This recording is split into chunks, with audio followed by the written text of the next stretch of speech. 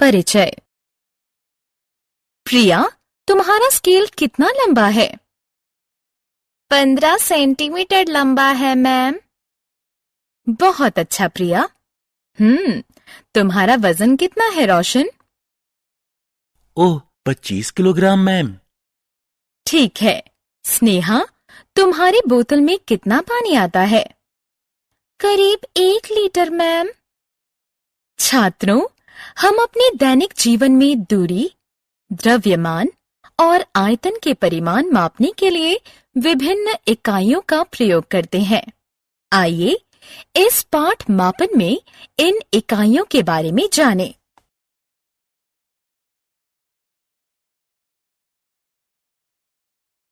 आओ सीखें। दूरी, द्रव्यमान और आयतन के परिमाण मापने के लिए प्रयोग होने वाली विभिन्न इकाइयों को जानना।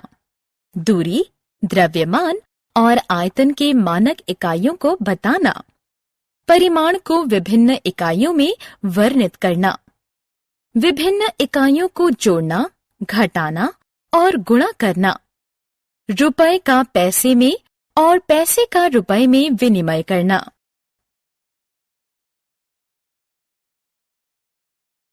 दूरी मापन की इकाइयां। लंबाई, चौड़ाई, ऊंचाई कुछ शब्द हैं जिन्हें दूरी को व्यक्त करने के लिए प्रयोग किया जाता है। नई दिल्ली और चंडीगढ़ के बीच में दूरी 250 किलोमीटर है। छात्रों ने 400 मीटर के दौड़ में भाग लिया। आयत ABCD की लंबाई 5 सेंटीमीटर है। रबर की लंबाई 14 मिलीमीटर है।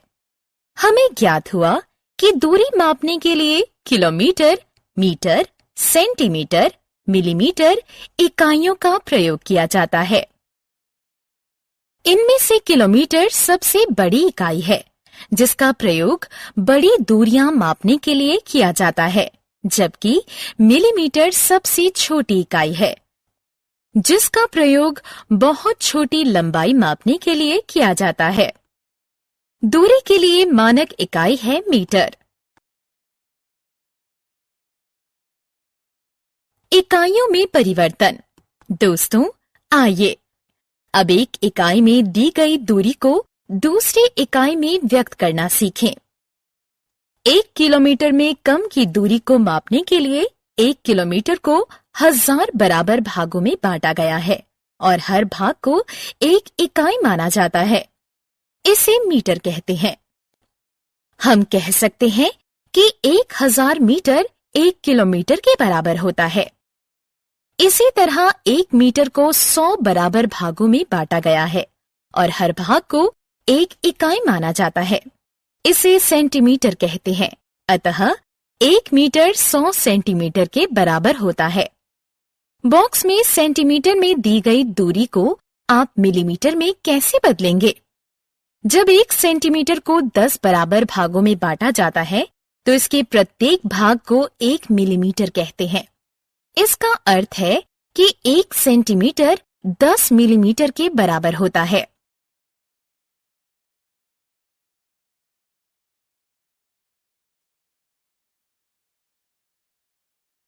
द्रव्यमान मापने की इकाइयां। आप अपनी माँ के साथ सब्जी खरीदने गए होंगे। आपने अपनी माँ को सब्जी वाले से 1 किलो बंद गोभी, 5 किलो आलू, 100 ग्राम हरी मिर्च आदि मांगते जरूर सुना होगा। किलोग्राम और ग्राम वस्तुओं का द्रव्यमान मापने की 2 इकाइयां हैं, जिसमें से किलोग्राम द्रव्यमान की मानक इकाई है। यदि 1 किलोग्राम को 1000 भागों में बांट दिया जाए तो एक भाग को 1 ग्राम कहेंगे। इसका अर्थ है कि 1 किलोग्राम 1000 ग्राम के बराबर होता है।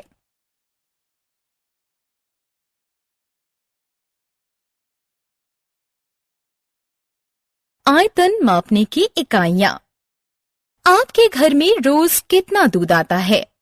1 लीटर, 2 लीटर या ज्यादा? पानी, दूध, रस इत्यादि तरल पदार्थों की धारिता को लीटर और मिलीलीटर में मापा जाता है। आयतन की मानक इकाई लीटर है। 1 लीटर को 1000 भागों में बांटने से जो भाग मिलता है उसे 1 मिलीलीटर कहते हैं। इसका अर्थ है 1 लीटर 1000 मिलीलीटर के बराबर होता है।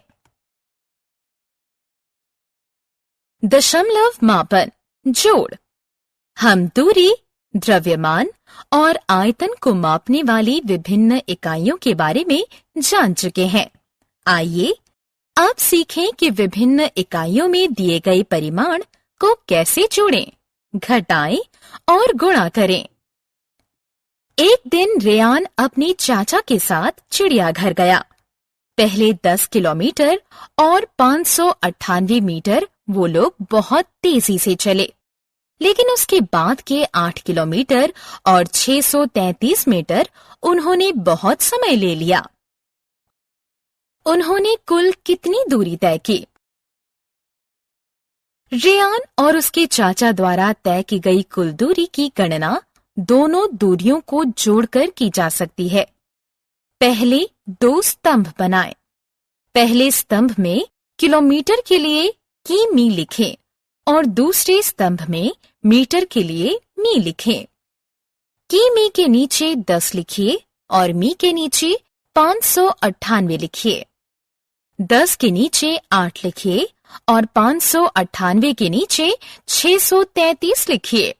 अब जोड़िए। 598 और 633 का योग है 1231 मीटर, जो कि 1 किलोमीटर 231 मीटर के बराबर है। अतः 1 किलोमीटर 18 किलोमीटर में जोड़ दिया गया है। कुल मिलाकर उन्होंने 19 किलोमीटर और 231 मीटर की दूरी तय की। इसी तरह हम विभिन्न इकाइयों में दिए गए परिमाण को जोड़ सकते हैं। दशमलव मापन घटाव। आइए अब दूसरा उदाहरण देखें। एक ट्रक में 538 किलोग्राम और 177 ग्राम अनाज है और दूसरे में 219 किलोग्राम और 538 ग्राम अनाज है। पहले ट्रक में कितना भार ज्यादा है? हम पहले माप से दूसरे माप को घटाकर पहले ट्रक के अतिरिक्त भार जान सकते हैं। उसी विधि का प्रयोग करें जो हमने जोड़ के लिए करी थी। 538 ग्राम को 177 ग्राम से घटाया नहीं जा सकता। अतः 538 ग्राम से 1 किलोग्राम ऋण लिया है। इसे ग्राम में परिवर्तित करके 177 ग्राम से जोड़ दिया तो ये 1177 ग्राम हो गया। 1177 ग्राम से 538 ग्राम घटाने पर 639 ग्राम बचा, जबकि 537 किलोग्राम से 219 किलोग्राम को घटाया तो 318 किलोग्राम बचा। अतः पहले ट्रक में 318 किलोग्राम और 639 ग्राम अतिरिक्त भार है। दशमलव मापन गुणन।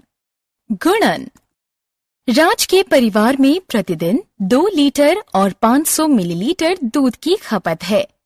इस परिवार द्वारा 14 दिन में कितनी दूध की खपत कर ली जाएगी? 2 लीटर और 500 मिलीलीटर को 14 से गुणा करने पर हमें 28 लीटर और 7000 मिलीलीटर प्राप्त हुआ। क्योंकि 1000 मिलीलीटर 1 लीटर के बराबर होता है, इसलिए 7000 मिलीलीटर 7 लीटर के बराबर हुआ। इस 7 लीटर को 28 लीटर में जोड़ें। अतः 14 दिनों में राज का परिवार 35 लीटर दूध की खपत करेगा।